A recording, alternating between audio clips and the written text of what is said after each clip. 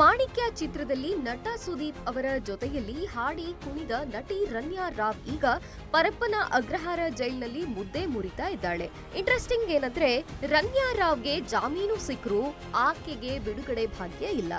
ಬರೋಬ್ಬರಿ 1 ವರ್ಷ ಆಕೆ ಮುದ್ದೆ ಮುರಿಯೋದ್ರಿಂದ ತಪ್ಪಿಸಿಕೊಳ್ಳೋಕೆ ಸಾಧ್ಯವೇ ಇಲ್ಲ.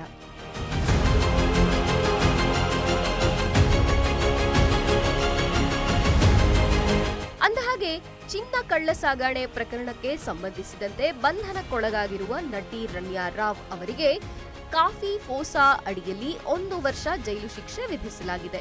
ಹೀಗಾಗಿ ಅವರು ಯಾವುದೇ ಕಾರಣಕ್ಕೂ ಜಾಮೀನು ಪಡೆಯುವ ಅವಕಾಶವೇ ಇಲ್ಲ. ಕಾಫಿ ಫೋಸಾ ಅಂದ್ರೆ ವಿದೇಶಿ ವಿನಿಮಯ ನಿಯಂತ್ರಣ ಮತ್ತು ಕಳ್ಳ ಸಾಗಣೆ ಚಟುವಟಿಕೆಗಳ ತಡೆ ಕಾಯ್ದೆ.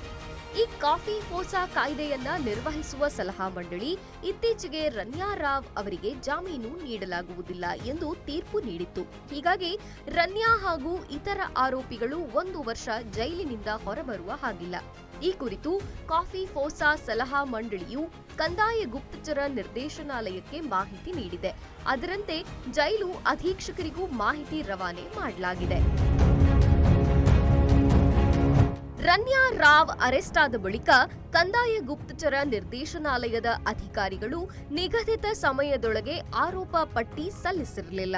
ಅದೇ ಕಾರಣಕ್ಕೆ ಮೇ 20ರಂದು ಆರ್ಥಿಕ ಅಪರಾಧಗಳ ವಿಶೇಷ ನ್ಯಾಯಾಲಯ ರನ್ಯಾ ಮತ್ತು ಸಹ ಆರೋಪಿ ತರುಣ್ ರಾಜುಗೆ ಷರತ್ತುಬದ್ಧ ಜಾಮೀನು ಮಂಜೂರು ಮಾಡಿತು.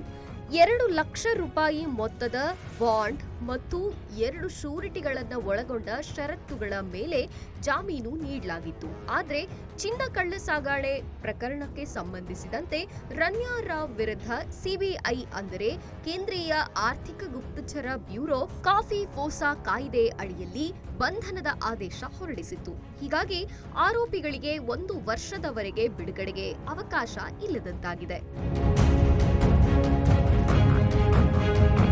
ಮಾರ್ಚ್ 3ರಂದು ದುಬೈನಿಂದ 14.2 ಕೆಜಿ ಚಿನ್ನವನ್ನ ಕಳ್ಳ ಸಾಗಣೆ ಮಾಡಿದ ಆರೋಪದ ಮೇಲೆ ಡಿಆರ್ಐ ಅಧಿಕಾರಿಗಳು ಕೆಂಪೇಗೌಡ ಅಂತಾರಾಷ್ಟ್ರೀಯ ವಿಮಾನ ನಿಲ್ದಾಣದಲ್ಲಿ ನಟಿ ರನ್ಯಾ ರಾವ್ ಅವರನ್ನ ಬಂಧಿಸಿದ್ರು.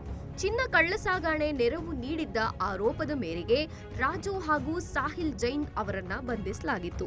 ರನ್ಯಾ ಅವರು ಸಲ್ಲಿಸಿದ್ದ ಜಾಮೀನು ಅರ್ಜಿಗಳನ್ನ ಈ ಹಿಂದೆ ಸ್ಥಳೀಯ ನ್ಯಾಯಾಲಯಗಳು ಮತ್ತು ನಂತರ ಕರ್ನಾಟಕ ಹೈಕೋರ್ಟ್ 2 ಬಾರಿ ತಿರಸ್ಕರಿಸಿತು. ಚಿನ್ನ ಕಳ್ಳ ಸಾಗಣೆ ಮತ್ತು ಇತರ ಕಳ್ಳ ಸಾಗಣೆ ಚಟುವಟಿಕೆಗಳಲ್ಲಿ ತೊಡಗಿದ ಆರೋಪ ಹೊತ್ತ ವ್ಯಕ್ತಿಗಳನ್ನ ಕಾಫಿ ಫೋಸಾ ಅಡಿಯಲ್ಲಿ ಬಂಧಿಸಲಾಗುತ್ತೆ.